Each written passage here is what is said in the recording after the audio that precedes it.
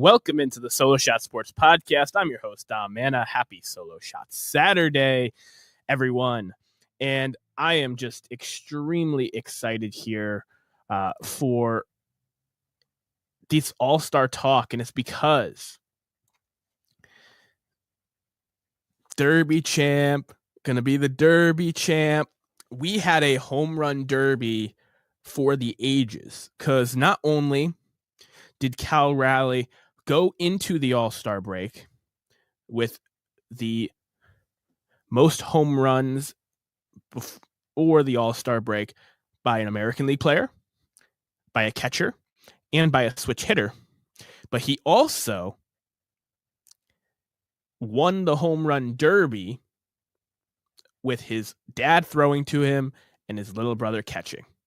There's been a few guys, Robinson Cano is the one that I remember the most vividly, that have had their dads throw to them in the home run derby, and I think that's really cool. That's really special. That is legacy family stuff that regardless how the rest of the career goes, like, will always be remembered as a true career highlight.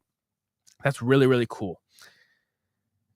But I don't think any of them have had the brother or cousin or related person catching as well. Usually the catcher is just someone from the team or a coach or a volunteer. So Cal Raleigh wins the home run derby, but is not without controversy because Cal Raleigh tied Brent Rooker at the end of round one. The way the rules are currently in the home run derby is that all 8 go in a selected order, and the top 4 advance, the bottom 4 are subtracted. Typically, if players are tied with a number in a round in the old bracket style, there would be a swing off of sorts. And we'll get into some swing offs that happen. I was expecting a Cal Raleigh Brent Rooker swing off and was saying, I don't want to be in a swing off with Brent Rooker. He has the swing locked in for the home run derby, much like Teoscar Hernandez last year. Short, compact, easy power, pulling the ball, not messing around. In Major League Baseball, because, like I said, Cal Raleigh has his dad pitching to him and his brother catching him, because Cal Raleigh is the home run leader in baseball, most home runs by an American League player, catcher, and switch hitter going into the break, they decide, look at these ridiculous measurements that we've never used. You beat Brent Rooker by less than an inch. You're advancing. Brent Rooker's not. No swing off. First off, the home run derby gets more views than any event in baseball outside of the World Series, pretty much. Everyone would have loved to swing off, even if Cal Raleigh lost there. I understand he's more box office for the second round of things, but Brent Rooker got screwed. And he got screwed again by Aaron Boone in the swing off, but we'll taper that discussion. Cal Raleigh advances. He's able to move on to the finals, and Junior Caminero, who a lot of people had as the least amount of odds to win the home run derby, was in the dang final.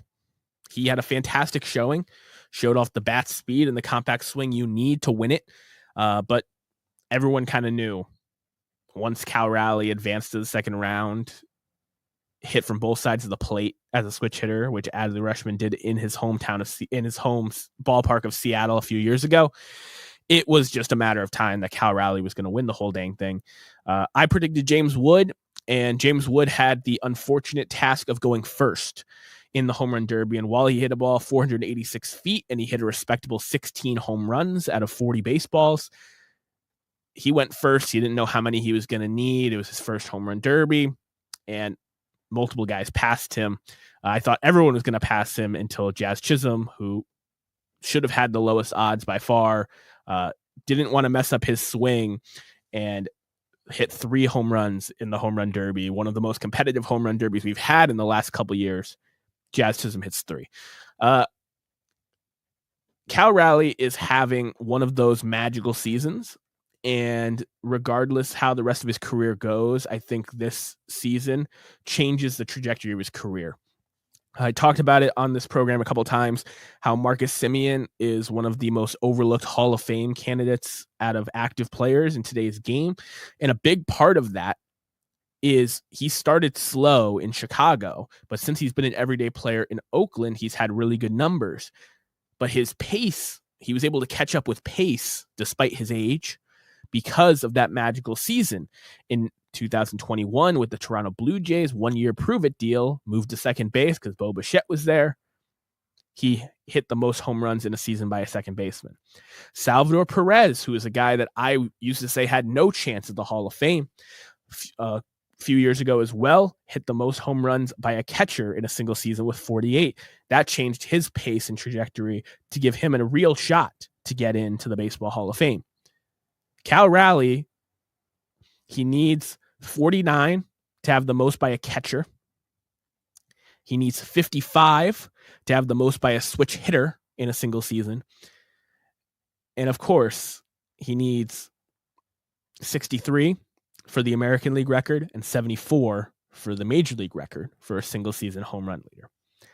I don't know where Cal Raleigh is going to finish. I would have to imagine he's going to be in the 50s somewhere, barring some just traumatic fall off. We're watching a career-defining season, and one that at 28 years old with a Platinum Glove defender that was already on a good pace for home runs from the catcher position is now having one of those magical seasons that puts him on the Hall of Fame map. And I think it's just so, so cool. The Big Dumper, one of the best nicknames in baseball. Up in Seattle, a place where home runs go to die, has been my longtime saying. People just don't hit for power out there in Seattle very often. Ken Griffey Jr. was the last consistent power hitter they really had.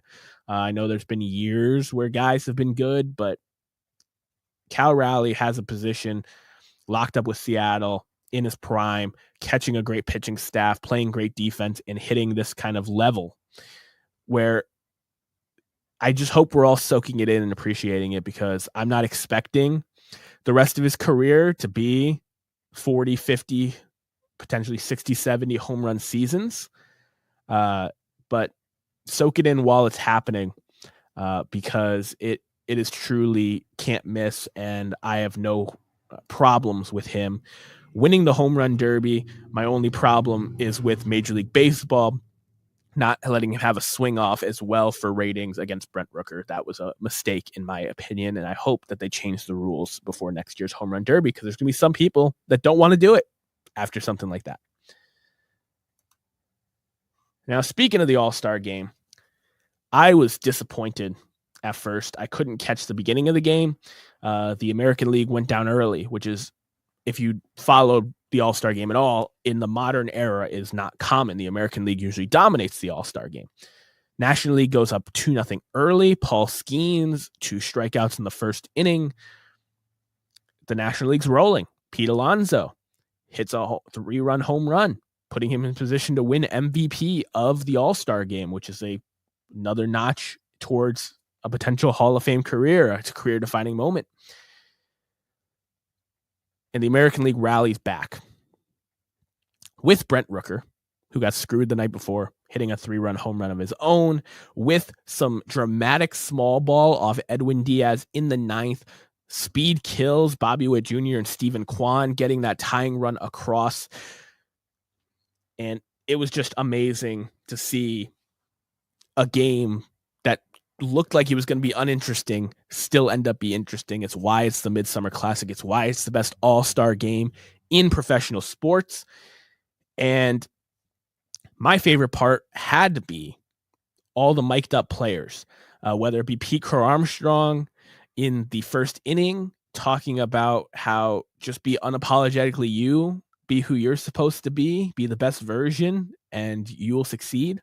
When he was asked about his quirkiness and his differences and why people didn't think he was going to work as a player, seeing that kind of just openness and humbleness from an athlete, especially of his age, was really, really cool. Getting to see Clayton Kershaw saying, "I'm going to throw cheddar," applauding catches. And my favorite part was John Smoltz. He's asking John Smoltz, another Hall of Famer, another one of the 20 men in the 3,000 strikeout club. He's asking him, what pitch do you want to see here? You got one Hall of Fame pitcher asking another Hall of Fame pitcher. What do you want me to throw while being mic'd up? That was really cool class act. Jacob Mizorowski, who got a lot of flack for being an all-star. They put out a cover story of there being apparently 12 pitchers that were asked before him that said no. I don't believe that for a second, but that's the story that was put out by Major League Baseball to cover the shade from that. Mizorowski showed out.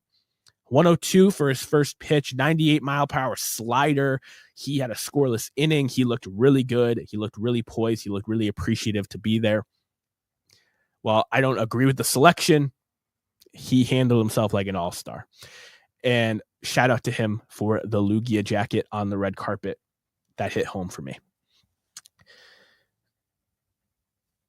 But this game ended in a tie. All the pitchers that were available had been used by both sides. And per the new rules, a swing off was to happen. Each manager got to select 3 players. They get 3 swings, and the team with the most home runs wins. A mini home run derby to decide the All-Star game. I think it's such a great idea. I was really excited when it went into a tie knowing that there was going to be a swing off. And then Aaron Boone, God bless him, sends out Brent Rooker, good choice, home run hitting machine. He hit 2. Randy Arozarena, he hit 1, but I wouldn't have picked Randy. And cleaning up with the fate of the universe on the line, give me Jonathan Aranda. Aranda's a great player. He's been a great story this year. He takes great at bats, good plate discipline, but he's not a monster home run hitter. He's an on-base batting average guy.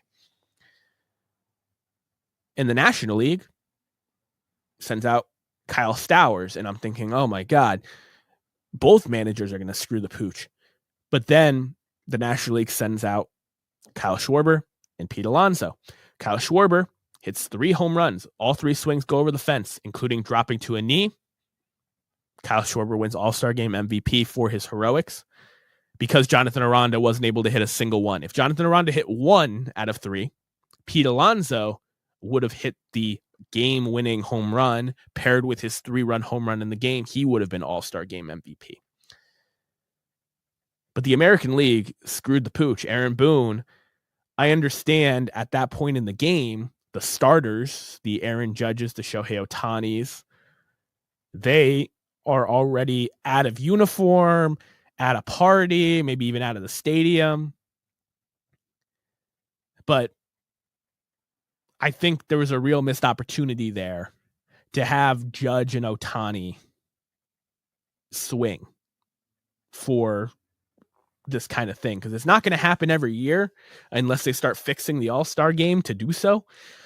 So we don't know how many times this is going to happen. And while Judge and Ohtani do have multiple All-Star appearances down the road in their careers, I would have loved to see both of them, who are the captains, the top vote getters, the top power hitters in the sport, swinging in this kind of swing off, especially because they're not doing the home run derby again anytime soon. So I thought that was a real big missed opportunity. But even so, if you're just talking about the reserves on both sides, the American League had better options than Randy Arozarena and Jonathan Aranda. The National League had better options than Kyle Stowers. Granted, Kyle Stowers did hit a home run. Randy Arozarena did hit a home run. It is not easy to do when you only get 3 swings. What Kyle Schwarber did was amazing and will go down in history as one of a handful of all-star swing-offs that ever happens because, like I said, it's not going to happen every year, and there's a good chance that at some point the rules get changed and this is no longer a thing. So Kyle Schwarber made history. He got the All-Star Game MVP, a guy with 300 career home runs, 30 before the break. He's a power hitting threat. He's the modern day Adam Dunn. He's a really fun guy to watch play baseball. Congratulations, Kyle Schwarber, on hoisting the Ted Williams All-Star Game MVP award, thanks to a historic swing-off event, and Aaron Boone for his decision-making. Here at the Solo Shot Sports Podcast, we throw back down the third baseline to this day in baseball history. And typically, if there's a big debut in baseball history, I go with that. Here on July 19th, though, there was a laundry list of Hall of Famers and I should be Hall of Famer who made their debut on this date, starting with the Flying Dutchman Honus Wagner, Rube Waddell, maybe the most interesting man in the Hall of Fame, Bullet Bob Feller, Juan Marichal, the Dominican Dandy, Tony Gwynn, and the late Louis Tiant, all made their debut throughout the years on this date in July 19th, and I could not pick a single one of them. But a more important note, I think, in the history of the game is the man whose signature you see to my right on the scorecard here.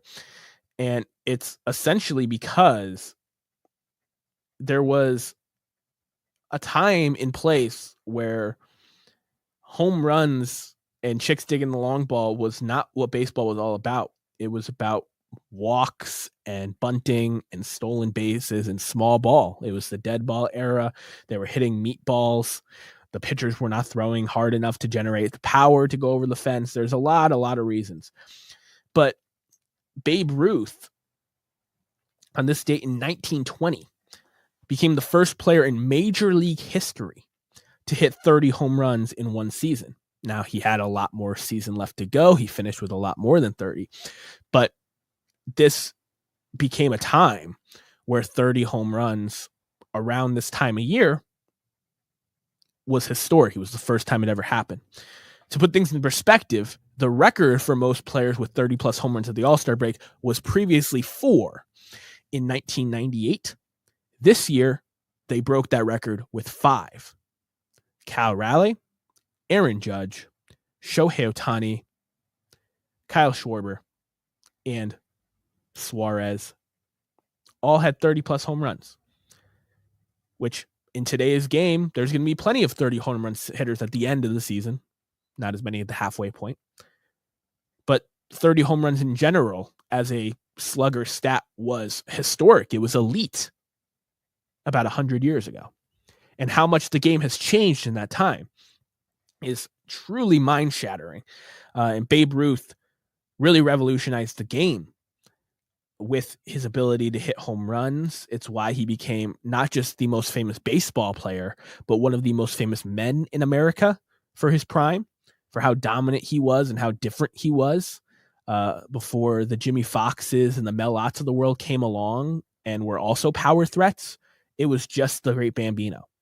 If you hit 15, 20 home runs in a season, you were either one of the fastest men alive hitting inside the park home runs, or you were considered a slugger. There is a man in the Baseball Hall of Fame nicknamed Home Run Baker, has less than 100 career home runs. The way the game has revolutionized and changed is insane if you really look back in the history of the game. And Babe Ruth really put his name on the national map. He was a big name in Boston. He was a big name when he was sold to the Yankees, but on the national map when he became the first 30 home run slugger on this date in 1920. Before I get out of here, I want to talk about the Major League Baseball draft a little bit. There was a little bit of a surprise at the top with Jackson Holliday's brother Ethan not joining him as a number 1 overall pick. But the MLB draft is something that I personally look forward to every year. Now, most of these players aren't going to make an impact at the big league level for at least 2-3 years. But it's fun to know who the top prospects are, get an idea of their skill sets, and see how they turn out someday. Ethan Holliday was projected to be the number 1 overall pick. Some people were saying if he doesn't get the number 1 nod, then it would be Cade Anderson, the best, most polished pitcher, left-hander from LSU. Those guys do not go to the Nationals or the Angels. And you would think, not knowing much about the MLB draft, that, well, if that's the best college player and the best high school player, respectively, Why are they not the first 2 picks? Don't these bad teams want to get better? Well, in the Major League Baseball draft, there are spots. And if you take someone at a certain spot, you have to use that money, and you only have so much money to deviate through your entire draft. So if you take a Ethan Holiday or a Cade Anderson, you have less money to sign your second through 20th round guys. So the Washington Nationals decided to take Eli Willits, shortstop from Fort Cobb, Broxton. And he's a son of a former major leaguer. His father, Reggie Willits, was a outfielder for the Angels, and they think that Willits has just as much upside to be a starting major league infielder as Ethan Holiday, but they can sign him for less. He becomes one of the youngest players ever selected number 1 overall in the Major League Baseball draft, 17 years old. And I wish him nothing but the best in DC. That draws some questions in the future. Is CJ Abrams long for DC? Is CJ Abrams going to move positions? We will see. The kid is at least, like I said, 2-3 years away from the majors. And the Angels, who I thought would have been jumping for joy that Cade Anderson didn't go number 1 because they need pitching, decide to go with Tyler Bremner from UC Santa Barbara with the 2nd overall pick. Bremner has great stuff. He was projected to be somewhere between pick 6 and pick 12 in most people's mocks. But for him to go at 2 was a bit of a shock. There were some experts that had him ranked in the low teens, and he goes number 2 overall. The Angels really like this kid. Again, I wish him nothing but the best. But the 2 guys that were kind of pinpointed, Cade Anderson goes 3 to Seattle, like they need more elite pitching, but they get a left-hander with great arsenal. And Ethan Holiday goes to his father's original stomping grounds in Coors Field for the Rockies. Now, the Rockies, having a terrible season, them to get Ethan Holiday at 4 was a huge win for their franchise, and I'm glad it ended up working out that way for them. But looking at the baseball draft, the best players don't always go first. And there's some people that are not considered the best players that have the potential to develop and end up being the best players in the draft, a la Mike Trout going 25th overall. Some other draft picks that I really liked, Seth Hernandez going number 6 to the Pirates. That is another future ace to go in the rotation with or without Paul Skeens down the line. JoJo Parker going 8th overall to the Toronto Blue Jays. I think that he is the clear Bo Bichette replacement for the long term of the Blue Jays. He's going to be a major league shortstop and has a great hit tool. The Red Sox stole Kyson Witherspoon, 15th overall. He was a top 10 guy on almost everyone's boards. Pitcher from Oklahoma. He can top 100 miles per hour on the gun. He's got a great pitch mix, and he is a prototype for a front of the line starter, a guy who can hopefully develop and be behind Crochet and Bayo for years to come. And I thought the best pick of the draft, this happens every year, by the way. The San Diego Padres selected Cruz with a K, Cruz Schoolcraft, pitcher from Sunset High School. And if I just told you on paper that there was a 6'8" lefty who can hit 97 on the gun with control and repeatable mechanics, which for a man of that size is rare. It took Randy Johnson years to learn how to pitch with his frame. That's also was on a scholarship for college to be a two-way player. He was going to play first base and pitch at the University of Tennessee, a great program that had 3 or 4 guys picked in the first round this year. But he goes 25th overall in the draft. The Padres, I think, got a steal here. This is a guy who should develop really well into a big league arm. And I'm remembering that name for years to come. I think that that's the kind of guy you want to draft in the major league draft. I know there's a bunch of good college pitchers. There's a bunch of good high school shortstops. There was a MLB record 15 shortstops taken in the first round of this year's draft. Great shortstop class all the way from Willits down. But we will see what ends up happening with all these guys in the future. None of them attended the draft in person. The draft also happened while games were going on. The last games before the break on Sunday, the draft went Sunday into Monday. So it was during Major League Baseball games and then right before the Home Run Derby while people are at work. I don't love where it falls. I want to see the MLB draft turn into the NFL draft where there's a green room full of players and interviews and fan interaction and fans getting to take pictures and get autographs from the newly drafted guys. I want to see more of that. I don't know what the answer is just yet, but I look forward to this draft every year. The majority of these guys aren't going to pan out, but the ones that do, it's going to be really cool to see where they started, how they developed, and where they end up being as pro baseball players. I appreciate each and every one of you for spending part of your Solo Shot Saturday with me.